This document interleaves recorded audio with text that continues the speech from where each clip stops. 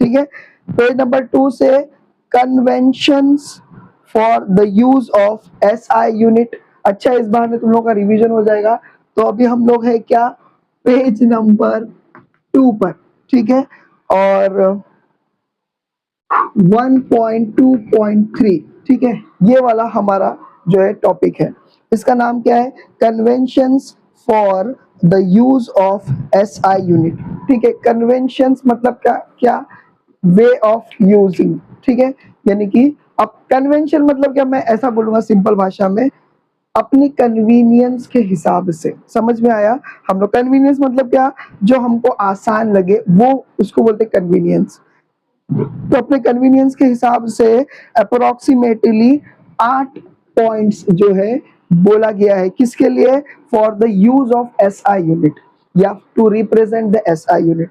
सबसे पहला वाला क्या है, तो याद रखो, ये कभी भी सिंबल फॉर्म में ही इसको इस्तेमाल करेंगे, सिंबल फॉर्म में ही। जैसे कि हम लोग मीटर लिखते हैं तो पूरा मीटर नहीं लिखते बैठेंगे, एम लिखेंगे। जैसे हम लोग जूल्स लिखेंगे, जे लिखेंगे, न्यूटन लिखेंगे, एन लिखेंगे। ऐसा ही किलोग्राम लिखेंगे, केजी लिखेंगे। एनीवे, तो शॉर्टकट ही लिखना है, सिंबल फॉर्म में ही लिखना है। ये पहला है, बोलो सही, अल्हम्दुलिल्लाह। फिर दूसरा क्या है, हाँ, ये क्या बोलता है कि देखो, फुल नेम अगर हम लोग लिखते हैं, लिख सकते हैं, लेकिन अगर हम लोग फुल नेम लिखते हैं, ठीक है, और अगर सपोज सॉरी फुल नेम लिखते हैं, तो वो सब स्मॉल में होना चाहिए। मतलब समझा, स्मॉल केस में होना चाहिए, चाहे वो किसी का नाम क्यों ना हो। ये साइंटिस्ट का नाम है ना, न्यूटन, तो आप ऐसा नहीं लिख सकते पहला लेटर, क्योंकि ये इंग्लिश ग्रामर के हिसाब से ये नाउन है, और नाउन क्या होता है, कभी भी उसका पहला लेटर कैपिटल होता है। लेकिन ये नाउन अगर एसआई यूनिट में इस्तेमाल हो रहा है, तो अब इसको आप लिखेंगे न्यूटन। बस इसका बोलने का मतलब ऐसा है, समझ में आ गया? तो दूसरा क्या है, सबसे पहला तो फुल फॉर्म अगर लिखेंगे, समझ में आया, तो कैसा लिखेंगे, पूरा अगर लिखेंगे फुल फॉर्म, तो भले ही वो नाउन क्यों ना हो, स्मॉल लेटर से शुरू करेंगे। और अगर आप इसका शॉर्टकट यूज कर रहे हो, जैसे देखो मैंने यहाँ न्यूटन लिखा, तो कैप्स में लिखेंगे। बोले समझा? सिंबल फॉर्म में कैप्स में यूज करेंगे, और अगर पूरा नाम लिखेंगे तो कुछ भी, एक भी वर्ड कैप्स में रहेगा।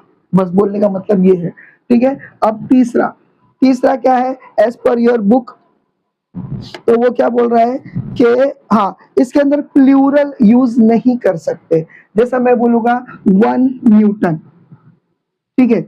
अब अगर आ गया 10 न्यूटन, तो आप एस नहीं लगाएंगे, 10 न्यूटन्स ऐसा नहीं लगाएंगे। समझ में आया? यानी अपन बोलते ना, एक लकड़ी, अनेक लकड़ियां, लकड़ियां, वैसा नहीं करेंगे। समझ में आया? तो वैसा 1 न्यूटन, तो 10 न्यूटन ही बोलेंगे, न्यूटन्स नहीं बोलेंगे, या न्यूटन्स नहीं लिखेंगे। तो ये सही है, और ये जो है ऐसा न्यूटन्स लिखना, ये गलत है। अब समझ गया?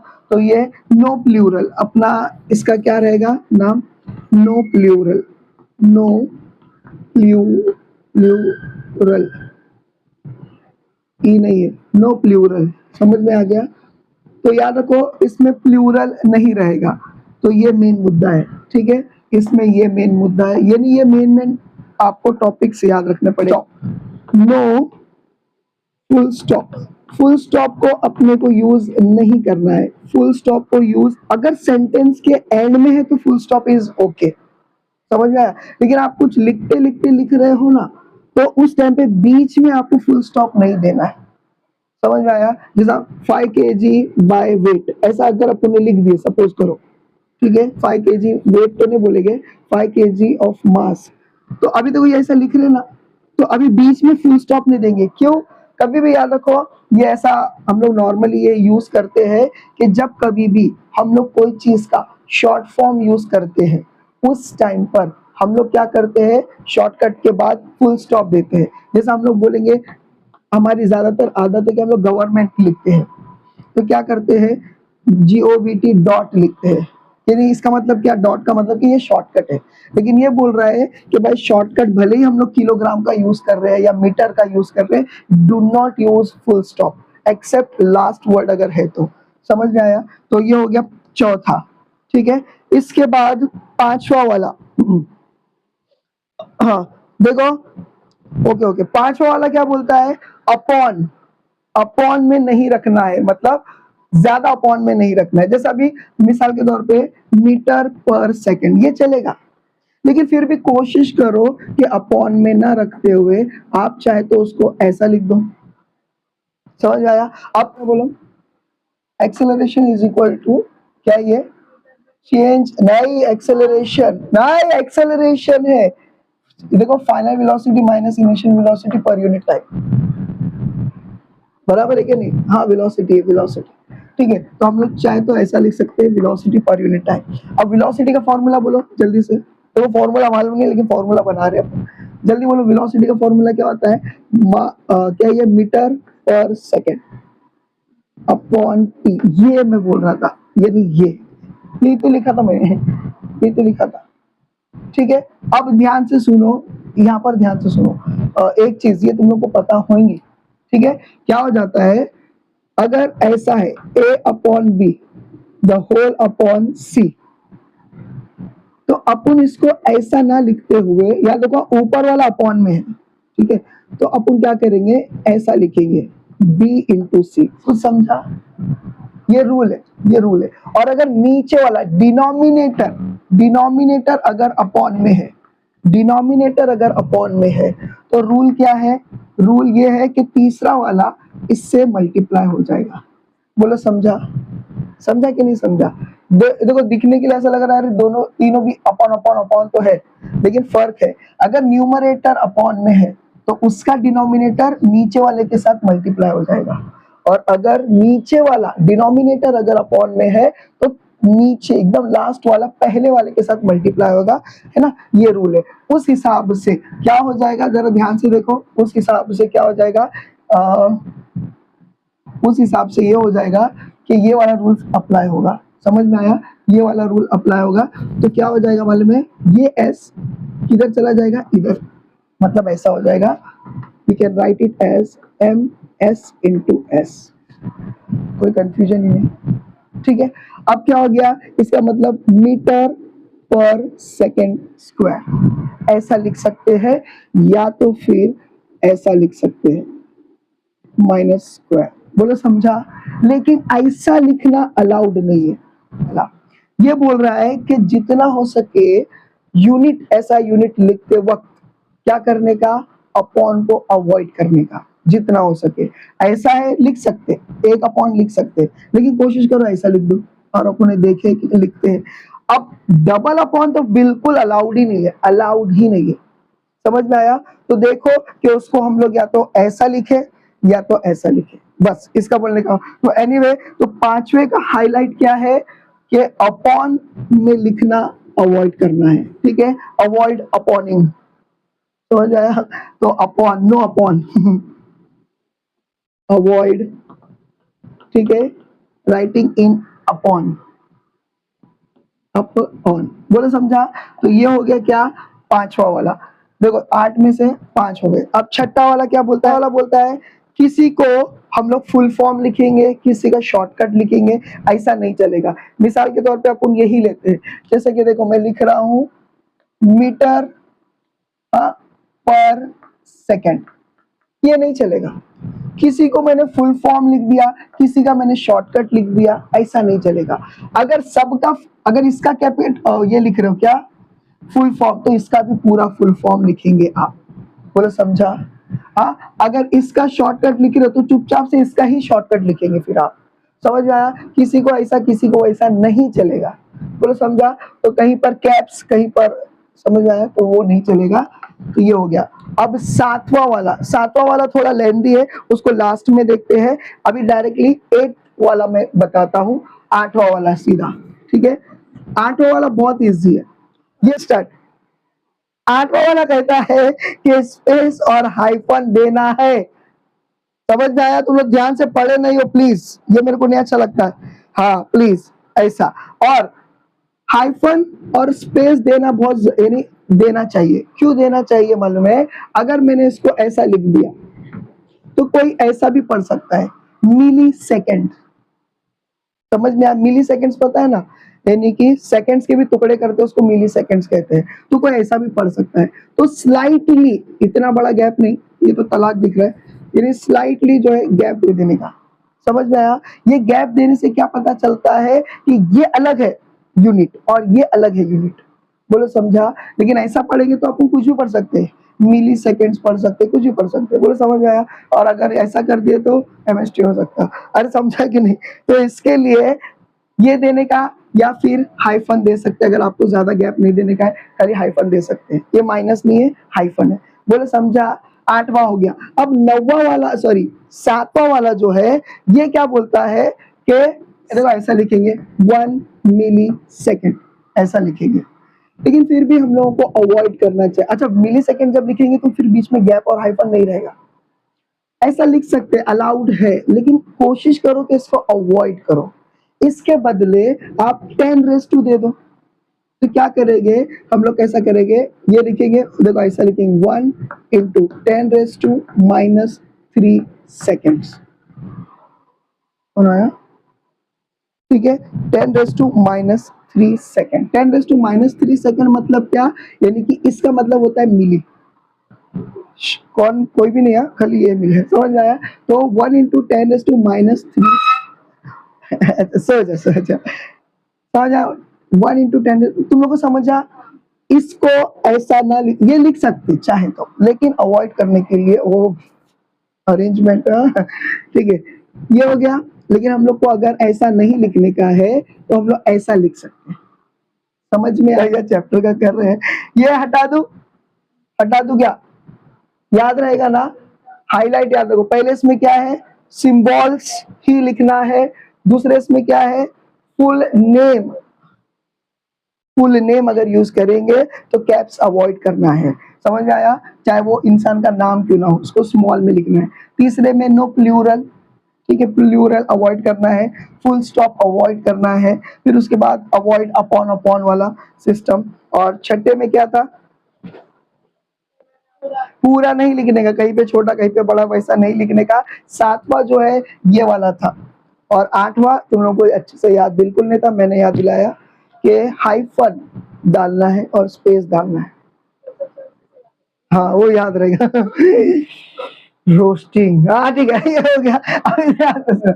अभी देखो कुछ चीजें हैं जो आपको दे रहा हूँ 12th तक, इंशाल्लाह ये काम में आएंगी। तो जरा इसको लिख लो, और माइनस को हटा रहा था।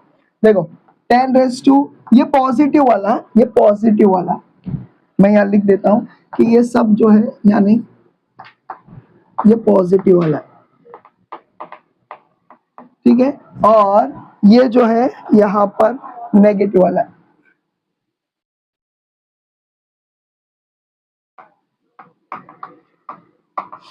ये नेगेटिव वाले को कैसा लिखते हैं, पॉजिटिव वाले को कैसा लिखते हैं? 10⁻1, 10⁻2 क्या बोलते हैं, मैं वो लिख रहा हूँ।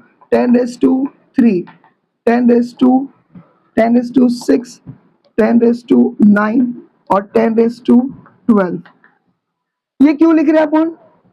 ताकि हम 7वां पॉइंट जो है उसको अच्छे से लिख सके। टू अवॉइड, क्या बोलते हैं ना, यानी कि शॉर्टकट में जो अपन इन लोगों को लिखते हैं ना, मिली सेकेंड वगैरह, वो अवॉइड करने के लिए हम लोग डायरेक्टली ये यूज कर सकते हैं। ठीक है, तो इसका नाम क्या है? पहले वाले का है डेका हेक्टो किलो। इसका क्या है? Deka hecto kilo. ठीक है, किलो मतलब समझ गया 1000 होता है। फिर उसके बाद मेगा गीगा, मेगा, फिर उसके बाद गीगा, और लास्ट वाला जो है फेरो। ये अपने को याद रखना है। ये जब अपन क्या बोलते हैं ना, कन्वर्ट करते हैं ना, तो उस टाइम पे ये रहते हैं।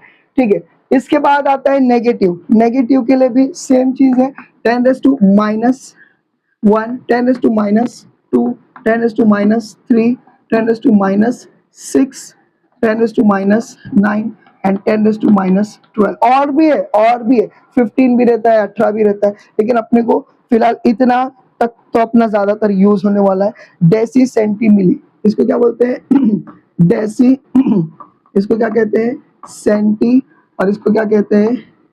मिली। देखो मिलीमीटर अपन बोलते हैं ना, तो वो वाला ही है, ठीक है। फिर उसके बाद 10⁶ क्या हो जाता है, micro nano pico, micro nano, और आता है क्या, पिको। ये वर्ड्स याद रखो कैलकुलेशन के वक्त, अगर आपका नेगेटिव में आता है तो आपको ये वर्ड्स यूज करना, नेगेटिव वाला है और ये पॉजिटिव वाला है, तो ये जरा लिख। मेजरमेंट ऑफ लेंथ 1.3 शुरू हो रहा है, 1.3, योगा मत करो प्लीज, ठीक है। 1.3 मेजरमेंट ऑफ लेंथ, ये वाला है, ठीक है, मेजरमेंट ऑफ लेंथ, यानी लेंथ को मेजर करने के लिए एग्जैक्टली क्या चीज यूज करते हैं हम लोग। तो अरे इतनी जल्दी, हाँ चलो चाय वाय पियो, ठीक है, सॉरी सॉरी। हाँ, अभी देखो मेजरमेंट के लिए क्या, कोई समझेगा अर्थ क्या है तो, ठीक है, वो तराजू को जरा छेड़ दिया था। एकदम सिंपल है। मेजरमेंट को पहला तो मेजरमेंट को वो करने के लिए क्या, इंटरनेशनली मेजरमेंट में हम लोग लेंथ के लिए क्या यूज करते हैं, मीटर, यानी कि हमको मिनिमम 1 मीटर क्या होता है ये डिफाइन करना है। मिनिमम 1 मीटर क्या होता है या कितनी लेंथ को हम लोग कंसीडर कर सकते हैं। अगर कोई पूछेगा सर कितना अपन यूज करते हैं, तो देखो ज्यादातर मैं ऐसा बोलता हूँ, लेकिन मेरी हाइट के हिसाब से ये कम है। अगर कोई लंबा, समझ में आया, तो उन लोगों का फिर हाई ये तो अलग हो जाएगा, इतना ही सही बदलेगा। तो एग्जैक्ट स्टैंडर्ड वैल्यू क्या है 1 मीटर की, ये अपने को समझना है। अरे समझा कि नहीं, तो याद रखो पहले के जमाने में, मेरे को ईयर याद नहीं है, पहले के जमाने में कहा गया इन ईयर 1960, ठीक है, इन ईयर 1960 के जमाने में क्रिप्टॉन, क्रिप्टॉन क्या है, याद रखो क्रिप्टॉन एक रेडियो एक्टिव एलिमेंट है। क्रिप्टॉन, कुछ लोग क्रिप्टन बोलते हैं, ठीक है, क्रिप्टॉन ये क्या है, रेडियो एक्टिव एलिमेंट है। इसका मतलब क्या है, इट एमिट्स लाइट, स्लाइटली जो है ये एमिट करता है लाइट। इसमें इसका जो ऑरेंज है, तो ऑरेंज एंड रेड कलर की जो लाइट है उसकी लेंथ को उन लोग मीटर के तौर पे यूज करते थे। लेकिन याद रखो ये क्रिप्टॉन का कॉन्सेप्ट अभी कई सालों तक था, लेकिन अभी उसको झुटलाया गया है और इन ईयर 1983 से नया कॉन्सेप्ट आया। इसको क्यों झुटलाए, इजी है। क्रिप्टॉन, अगर मैं मुंबई में इसकी लाइट रेस को अगर मैं मीटर समझ के नापू, यानी कि देखो, तो यहाँ पर पोल्यूशन ज्यादा है, तो इसकी निकलने वाली rays will be interrupted by many dust particles या फिर एटमॉस्फेरिक गैसेस, जिस वजह से लेंथ में वेरी माइन्यूट लेकिन चेंजेस हो सकता है। इसके लिए बोले कि भाई क्रिप्टॉन को अपन नहीं पकड़ सकते for the measurement of the length, समझ में आया। तो फिर क्या करे, फिर इन ईयर 1983 एक नया कॉन्सेप्ट लाए। वो कॉन्सेप्ट क्या था मालूम है, एकदम इजी। इन लोगों ने बोले भाई वैक्यूम में कोई डस्ट नहीं है, वैक्यूम में कोई एटमॉस्फेरिक गैसेस नहीं है, क्यों ना वहां पर अपन कुछ करें। लेकिन वहां कहाँ क्रिप्टॉन लेकर जाएंगे, फिर देखेंगे। तो इन लोगों ने क्या करे, इन लोगों ने ये बात ऑब्जर्व की है कि सूरज की जो रोशनी आ रही है ये तो नेचुरल लाइट है। इन लोगों ने बोले कि यार वैक्यूम में लाइट की जो स्पीड है, मतलब उन लोगों ने बोले कि भाई 1 सेकंड में कितना, 1 सेकंड में लाइट कितना ट्रेवल करती है। वहां पर देखो वैल्यू दिया है 299, फिर उसके बाद 7, टूट गया 299792, ठीक है, और क्या ये 458 बस मीटर, है ना। अरे यानी 1 सेकंड में इतना डिस्टेंस ट्रेवल करता है वो, देखो मीटर, मीटर पर सेकंड। तुम लोग को समझा कि नहीं समझा, नहीं समझा। लाइट 1 सेकंड में इतना डिस्टेंस ट्रेवल करती है, इसके लिए देखो इसके आगे कैसा लिखा हुआ है, मीटर पर सेकंड, यानी 1 सेकंड में इतना मीटर रास्ता तय करता है। समझ में आया। जब इन लोगों ने समझा लाइट इन वैक्यूम कितना डिस्टेंस ट्रेवल करती है 1 सेकंड में, इतनी ज्यादा, इन लोगों ने जब इसको डिवाइड बाय 1 किए, क्योंकि 1 सेकंड के हिसाब से 1 किए, तो जो लेंथ उसमें मिली है वो अप्रोक्सीमेटली, या ऐसा बोलेंगे एग्जैक्टली वैसी ही थी जितनी क्रिप्टॉन की लाइट एज अ 1 मीटर थी। इन लोगों ने बोले भाई अब कुछ भी हो जाए यही मानेंगे, तभी से यही मानते हैं, और राज की बात बताऊं, कल भी यही मानेंगे। समझ में आया? मेरा मतलब ये है, ये मानते हैं 1 मीटर के लिए। तुम लोग को समझा? 1 मीटर के लिए इन लोग ने लाइट को ये करे, समझ गया? वैक्यूम में क्यों करे और लाइट को ही क्यों माने?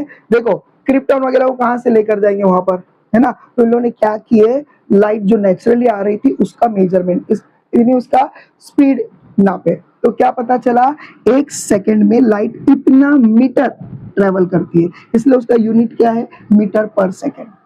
इन लोगों ने बोले भाई अगर इसको 1 से डिवाइड करते हैं तो जितना रास्ता लाइट ट्रेवल करती है इस कैलकुलेशन के बाद अप्रोक्सीमेटली या एग्जैक्टली क्रिप्टॉन जिसको हम लोग 1 मीटर के लिए नाप रहे थे वो भी उतना ही है, क्यों ना हम इसको यही रखें। और वैक्यूम में तो कोई करप्शन ही नहीं है, करप्शन मतलब पोल्यूशन वगैरह नहीं है, तो ये लाइन बार बार डिस्टर्ब नहीं हो सकती।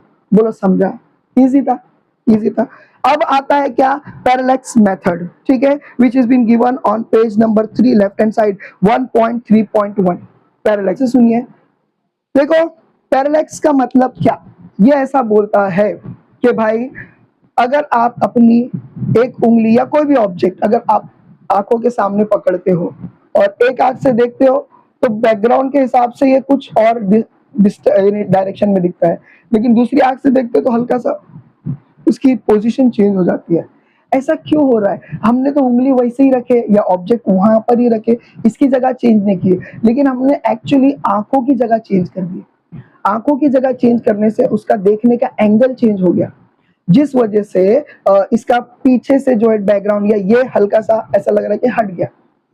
इसी को कहते हैं पैरेलैक्स मेथड, यानी कि अलग एंगल से जो चीज अपनी जगह पर है, अलग एंगल से ऐसा लगता है कि उसका डिस्टेंस या फिर पोजीशन चेंज होगी, उसे कहते हैं पैरेलैक्स। थैंक यू, समझ में आया? इस बेसिस पे हम लोग जो है क्या कर सकते हैं, याद रखो, इस बेसिस पे हम लोग प्लैनेट्स का डिस्टेंस फाइंड आउट कर सकते हैं।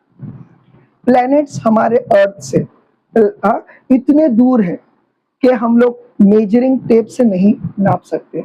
मीटर, चलो किलोमीटर भी पकड़ लो, लेकिन बहुत लंबा हो जाएगा। तो इन लोगों ने क्या करे, ये मेजरिंग टेप से नापना वो नहीं है, पॉसिबल नहीं है, तो इन लोगों ने पैरेलैक्स मेथड यूज करे। अब ध्यान से सुनो, ये बात तुम लोग को पहले नहीं बोला था, ध्यान से सुनिए। मेजर करने के लिए, मेजरमेंट्स करने के लिए दो मेथड है। एक होता है डायरेक्ट मेथड और एक होता है इनडायरेक्ट मेथड, ठीक है? डायरेक्ट मेथड मतलब क्या, जिसको आप पट्टी से या कोई चीज से नाप रहे हो, समझ में आ गया? वो डिस्टेंस या वो लेंथ को बोलेंगे डायरेक्ट मेथड। लेकिन parallax is a indirect method. Parallax parallax method is indirect method. Indirect क्यों? क्योंकि आप मेजरिंग टेप नहीं ले रहे हो, अप्रोक्सीमेटली आप इसका आंसर फाइंड आउट कर रहे हो विदाउट एनी मेजरिंग टेप, इसे बोलेंगे क्या, इनडायरेक्ट मेथड। समझ में आ गया? तो अपन इनडायरेक्ट मेथड, ये वर्ड कहीं बुक में नहीं लिखा है लेकिन मैं आप लोगों को बता रहा हूँ, ठीक है? इनडायरेक्ट मेथड में आता है पैरेलैक्स मेथड। और पैरेलैक्स मेथड में देखो, अर्थ से, देखो यहाँ पर देखो, अर्थ से, ठीक है, दूसरा कोई प्लेनेट अगर है तो उसकी दूरी हम लोग कैसे पता करेंगे कि यहाँ से लेके यहाँ तक का कितना डिस्टेंस है, ठीक है? तो उसके लिए हम लोग क्या करेंगे, एकदम सिंपल, मैं कहता हूँ एकदम सिंपल, हम लोग क्या करेंगे, ध्यान से सुनो। एक टेलीस्कोप यहाँ पर रखेंगे अर्थ के अप्रोक्सीमेटली एक पोल पर और दूसरे पोल पर दूसरा, समझ में आया? उससे इस प्लेनेट का कोई एग्जैक्टली कोई एक स्पॉट हम लोग है ना क्या करेंगे, वो करेंगे, फोकस करेंगे। तो यहां से हम लोगों ने उसको फोकस किए और एक एज्यूमिंग लाइन इधर पे ड्रॉ कर देंगे, बोलो समझा? और इस पार्ट से भी हम लोग क्या करेंगे, उसी स्पॉट को, प्लेनेट के उसी स्पॉट को हम लोग क्या करेंगे, फोकस करेंगे, ठीक है? हमको नहीं पता ये लाइन की डिस्टेंस कितनी है, लेकिन हमको ये पता है कि ये दोनों के पॉइंट के बीच का डिस्टेंस कितना है, पता है कि नहीं है? हम लोग को मालूम है अर्थ का डायमीटर क्या है, ठीक है? तो ये अर्थ का डायमीटर हम लोग को पता है, ठीक है? अब याद रखो, ये लाइन और ये लाइन दोनों एक जगह पर जमा हो रही है, मतलब कुछ ना कुछ एंगल बता रही है या बना रही है, है ना, एंगल सबटेंडेड एंगल, यानी इसको बोलते हैं सबटेंडेड एंगल। अब ये क्या हो जाता है, थीटा बोलते हैं इसको। अब ध्यान से सुनो, मैं कहता हूँ ध्यान से सुनो, ये एंगल हमको पता है, ये एंगल हमको पता है, मतलब समझ रहे हैं, आपको पता है ना। एवरी, देखो कोई भी ट्रायंगल के अंदर सारे एंगल मतलब सारे angle, sum of all the angles in a triangle is equal to what, 180 degree. Maths ठीक है, नहीं आता तो मैं हूं, ठीक है। अब जरा ध्यान से सुनो, ये एंगल हम लोग पता कर सकते हैं क्योंकि ये हमारे हद में है, हमारी, है ना। सपोज करो ये हो गया 70, सपोज करो, ठीक है, और ये हो गया सपोज करो ये भी 70। तो 70 प्लस 70 कितना होता है, एक मिनट, मैथ से तो ये नहीं करूंगा, 140, बहुत टफ था लेकिन फटफट कर लिया, आपको लॉग लगा होता लेकिन खैर। तो 140 हो गया, अगर 140 हो गया इसका मतलब ये कितना रहेगा, बोलो, तो 180 माइनस 140 कितना रहेगा, इसका एंगल रहेगा, बोलो रे, हाँ, तो कितना रहेगा 40 डिग्री। इतना पता चला, अरे पता चला कि नहीं, तो ध्यान से सुनो, हमको एंगल पता है, थीटा पता है, हमको ये जो लाइन है, ये लाइन है, ये पता है डिस्टेंस। अब हमको ये ढूंढना है, तो याद है हम लोगों ने प्लेन एंगल पढ़े थे कल। प्लेन एंगल क्या बोलता है, d theta is equal to length of an arc, बराबर है अपॉन रेडियस। रेडियस मतलब क्या, हाँ, लेंथ ऑफ एन आर्क, ये length of an arc upon radius. अपने को रेडियस पता है क्या, नहीं पता है, तो हम लोग इंटरचेंज कर सकते हैं। अगर हम लोग इंटरचेंज करेंगे तो क्या हो जाएगा, हम लोगों को इसकी वैल्यू पता चलेगी, बोलो समझा। इस तरह से हम लोग इसको फाइंड आउट कर सकते हैं। ये होता है parallax method to find the distance between the earth and the other planets. इतना समझा कि नहीं समझा, कल अपन ने पढ़े थे, याद है ना, डिस्टिंग्विश फॉर्म में पढ़े थे, प्लेन मेथड यानी प्लेन एंगल, और ये क्या था दूसरा सॉलिड एंगल, ठीक है, तो उसमें पढ़े थे। तो प्लेन एंगल में हम लोगों ने क्या पढ़े थे, d theta is equal to length of an arc. ये देखो अपने लिए लेंथ ऑफ एन आर्क ये हो गया, ठीक है। फिर उसके बाद क्या पढ़े थे अपन ने, आर इज अ डिस्टेंस, है ना, ये हो गया था, और ये एंगल, अरे हुआ था कि नहीं, तो ये हो गया। अभी 1.3.2 ये पढ़ा रहा हूँ, इतना स्पीड में कोई नहीं पढ़ा था, मैं डिलीट कर दूंगा। अच्छा, measurement of distance of star मतलब प्लीज मेरी तरफ मत देखो, लेकिन वो एक्चुअल स्टार की बात कर रहा है, एक्चुअल स्टार की बात कर रहे हैं, समझ में आया। तो देखो ये क्या बोलता है भाई, एक बार हम लोग अर्थ से प्लेनेट की दूरी नाप सकते हैं बाय वो जो प्लेन एंगल वाला पुण्य किए थे, नाप सकते हैं, लेकिन स्टार्स जो है ना हाथ में नहीं आते, stars are very much far away, हाँ बहुत फार अवे, इतना फार अवे। तो क्या हो जा रहा है, अगर हम लोग एकदम दूर वाले को, अगर हम लोग ये मेथड से अगर हम लोग इसको फाइंड आउट करेंगे ना, तो क्या हो जाएगा मालूम है, इसका जो एंगल बनेगा ना वो इतना बारीक बनेगा कि it will be almost calculation के लिए मुश्किल हो सकता है, 0 पॉइंट ऐसा कुछ बहुत बारीक बनेगा, समझ में आया, 1 डिग्री भी नहीं बनेगा। तो इसलिए स्टार्स की दूरी को नापने के लिए हम लोग पैरेलैक्स मेथड को यूज नहीं कर सकते, तो हम लोग को यानी कर सकते हैं लेकिन अलग तरीके से कर सकते हैं। तो इसने क्या दिया, जरा यहाँ पर ध्यान दो, प्लीज ध्यान दीजिए प्लीज, ठीक है। देखो ये हमारा ऑर्बिट है, अर्थ का ऑर्बिट, और आपको पता है केपलर ने क्या बोला है, द क्या orbit of a planet is an ellipse, बोलो सही कि नहीं। सपोज करो नो डाउट अर्थ सेंटर में ना, नो डाउट, अभी अपन ये देखो, ये अपन ने बोलते at one of the foci बोले थे, मालूम है ना, लेकिन फिलहाल हम लोग इसको यहाँ पर कंसिडर कर रहे हैं। ये कौन है, ये सन है, ठीक है, और ये बोल रहा है कि द क्या बोलते हैं ना, नियरेस्ट जो स्टार है हमारे वहां, मुझे नहीं, देखो सन है, द नियरेस्ट स्टार जो है अर्थ के वो कौन है, सन है। और बोलता है कि इसके अगला जो है वो कितना दूरी पे है अर्थ से, अगला star 4.29 light years. Light years क्या होता है, ये वर्ड याद रखो, लाइट ईयर्स मतलब क्या, मतलब कि एक साल में लाइट कितना डिस्टेंस ट्रेवल करती है उसे कहते हैं लाइट ईयर। एक साल में। अभी अपन ने देखे थे एक सेकंड में लाइट जो है ये इतना कुछ डिस्टेंस ट्रेवल कर रही थी, एक सेकंड में। एक, समझ में आया? साल में बोल रहा है, साल में, यानी 365 डेज में लाइट जितना डिस्टेंस ट्रेवल करती है उसे कहते हैं क्या? Light year. तो दूसरा जो स्टार है अपने अर्थ से कितना दूरी पर है? 4.29 लाइट ईयर्स। इसमें मीटर किलोमीटर यूज नहीं कर सकते क्योंकि बहुत बड़ी वैल्यू हो जाती है। खैर, तो ये बोला जा रहा है, ध्यान से सुनो, कि ये सपोज करो हमारा अर्थ है और इस सन को लाल बना तो ना इफेक्ट आएगा थोड़ा, ठीक है, और ये हमारी ग्रीन अर्थ है, ठीक है। अब ध्यान से सुनो, क्या हो जा रहा है? अर्थ से सन का जो डिस्टेंस है, ठीक है, पैरेलैक्स मेथड के जरिए से यूज अगर अपन देखेंगे तो इसका आता है क्या? AU। इसको क्या बोलते हैं?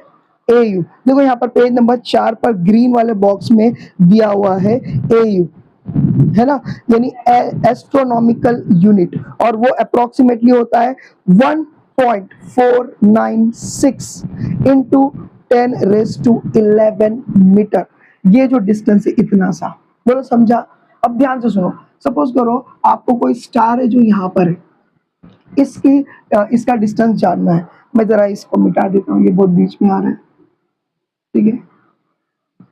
ये स्टार है और अपन को जानना है, ये अर्थ है, अपन को जानना है कि ये कितना दूर है। हाँ, ध्यान से देखो क्या हो जाता है, एकदम इजी है। हम लोग यहां से इसका डिस्टेंस हम लोग देख लेते हैं, मतलब इसको ऑब्जर्व करते हैं कोई एक स्पॉट पे, इतना समझा, और छोड़ देते हैं, हट जाते हैं, और एग्जैक्टली 6 महीने बाद हम लोग, ऐसा माना जाता है कि एग्जैक्टली 6 महीने बाद ये आधा सफर तय कर लिया होगा। मतलब कि क्या हो गया, इसने एग्जैक्टली एक पोल से दूसरे पोल पे गया है। बोलो समझा कि नहीं समझा? और इसको फिर नापा गया, बोलो समझा? अब जो ऐसा क्यों किया गया, वैसा क्यों नहीं किया गया अर्थ की सरफेस से? क्योंकि वो एंगल इतना छोटा बन रहा था कि वो ऑलमोस्ट नेग्लिजिबल हो रहा था। लेकिन अगर हम लोग ऑर्बिट के हिसाब से देखेंगे तो ऑर्बिट बहुत बड़ा है, तो एंगल कुछ ना कुछ तो अच्छा खासा आएगा, जिस वजह से अपन नाप सकते हैं। अब यहां से यहां पर भी एक और AU है। AU की वैल्यू पता है अपने को, तो AU प्लस AU मतलब 2AU हो गया। तो याद रखो, theta is equal to d, theta is equal to, याद रखो ये क्या था? Length of an arc upon radius. Length of an arc क्या हो गया अपने लिए? 2AU हो गया। लेंथ ऑफ एन आर्क, अभी अपने लिए ये आर्क है तो ये 2AU हो गया, अपॉन रेडियस, ये तो अपने को नहीं पता, लेकिन एंगल पता चल सकता है कि नहीं? Every triangle have 180 degree. 180 degree, अगर ये दो पता चल गया मतलब ये पता चलेगा, मतलब अपने को थीटा पता है, तो अपन क्या करेंगे? ऐसा करेंगे, R is equal to 2AU upon theta. तो अब अपने को पता चल सकता है कि एक स्टार की दूरी अर्थ से कितनी। पहले बोलो ये समझा, दो स्टार्स के बीच में, सॉरी सॉरी मैं अपने बार, अर्थ और स्टार के बीच में का ये डिस्टेंस है। अर्थ से सबसे नजदीक स्टार कौन है? सॉरी कौन है? सन है। और सेकंड वाला कितनी दूरी पे है? सेकंड वाला कितनी दूरी पे है? 4.29 light year. What is light year? Sir आप बोले लाइट ईयर क्या है? जो लाइट खरीदेंगे उस पे 1 साल की वारंटी रहती है, वो। अबे वो नहीं है, बोलो जल्दी। वेरी गुड, ये लड़का बेहतरीन है, मैं कहता हूँ एकदम बेहतरीन। बोले इतना समझा? तो इस तरीके से हम लोग parallax method orbit of a planet पे यूज करेंगे। नो, ठीक है। अभी ध्यान से सुनिए, मेजरमेंट यानी 1.3.3 पढ़ा लेते हैं। 1.3.3 measurement of size of a planet और स्टार। देखो इसमें भी सेम चीज कर सकते हैं। अगर प्लेनेट का कर रहे हो तो अर्थ के सरफेस से, अरे अल्लाह, अर्थ देखो हमारा, अर्थ के सरफेस से हम लोग वही प्लेनेट को ये प्लेनेट के लिए, हाँ प्लेनेट के लिए, ठीक है, अर्थ के सरफेस से प्लेनेट को दो डिफरेंट एंगल से, पहला स्टार था, स्टार के लिए कौन सा यूज करेंगे? ऑर्बिट यूज करेंगे। और अगर प्लेनेट को यूज करना है, सॉरी प्लेनेट का डिस्टेंस देखना है, तो हम लोग क्या करेंगे? थोड़ी जल्दी से, अर्थ के सरफेस से दो एंगल बनाएंगे। पैरेलैक्स ही चल रहा है, इसको बता रहे। देखो सुनो क्या नाम है, सुनो सुनो क्या नाम तुम्हारा?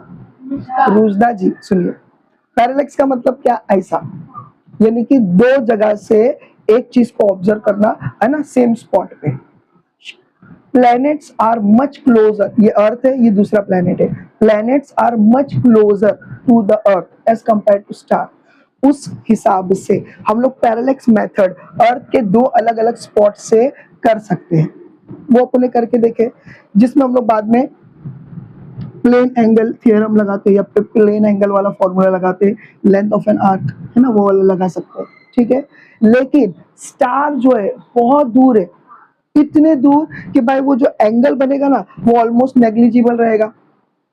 समझ में आया? उस टाइम पर हम लोग अर्थ के दो सरफेस यूज नहीं करेंगे, हम क्या करेंगे? AU यूज करेंगे, astronomical unit. What is one astronomical unit? It is nothing but the distance of earth from the sun. और उसकी वैल्यू अपन ने देखो बुक में लिखा है, कितना है? 1.496 इंटू 10⁻11 मीटर। ये सारी वैल्यूज याद रखो, फिल इन द ब्लैंक्स में आ सकती है। कृष्णा जी बोलिए, क्यों ऐसा यूज कर रहे हैं अपन? ऑर्बिट पे क्यों यूज कर रहे हैं? हाँ, यानी कि है ना, इससे एंगल जो बनेगा ना जरा सही सही बनेगा, समझ में आया? एकदम बारीक वाला नहीं बनेगा। खैर, तो अभी याद रखो मेजरमेंट ऑफ द साइज। अपन ने खाली डिस्टेंस देखे, अब क्या देख रहे हैं? साइज मतलब क्या? इसका डायमीटर कितना रहेगा। समझ में आया? तो वो अगर मेजर करना है, उल्टा पैरेलैक्स मारेंगे, यानी उनो रिवर्स बोलते ना, हाँ, उल्टा रिवर्स मारेंगे। देखो यहाँ पर से अपन पहला ऐसा जा रहे थे, बोलो सही करें, अभी एकदम उल्टा मारेंगे। अब क्या करेंगे मालूम है? अब अपन ये स्पॉट से, ठीक है, ये स्पॉट से इसके दोनों भी एंड को अपन क्या करेंगे? फोकस करेंगे। बोलो समझा? दोनों को, ये दोनों भी एंड को जो है अपन ये टच करेंगे। अब अपने को ये डिस्टेंस पता है, ये डिस्टेंस पता है, पता है कि नहीं पता है? अब भी तो पैरेलैक्स से निकाले थे, तो यानी कि अगर अपन ये मारते d theta is equal to length of an arc upon the radius. देखो इसमें से अपने को रेडियस जो है ऑलरेडी अपने को पता है ना, ये जो भी नोन वैल्यू है अपने लिए, बराबर है कि नहीं? और अब अपने को ये क्या है?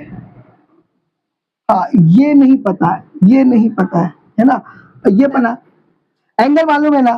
हाँ, बस एंगल मालूम है और ये नहीं पता है, तो अपन क्या करेंगे? इसको यहाँ फेंकेंगे, तो क्या हो जाएगा? D theta into R is equal to L. तो अपने को क्या पता चल जाएगा? एल मतलब क्या? यानी कि that will be a diameter.